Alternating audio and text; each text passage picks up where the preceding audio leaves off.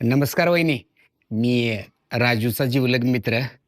पण मला एका गोष्टीचं वाईट वाटलं बरं का. तुम्ही मला लग्नाला बोलवलं नाही. नाही हो भाऊजी, आमचं लव्ह मॅरेज असल्यामुळं घाई गडबडीत लग्न झालं. आम्ही कुणालाच बोलवलं नाही. बरं असू द्या, काही हरकत नाही. पण ते जाऊ द्या.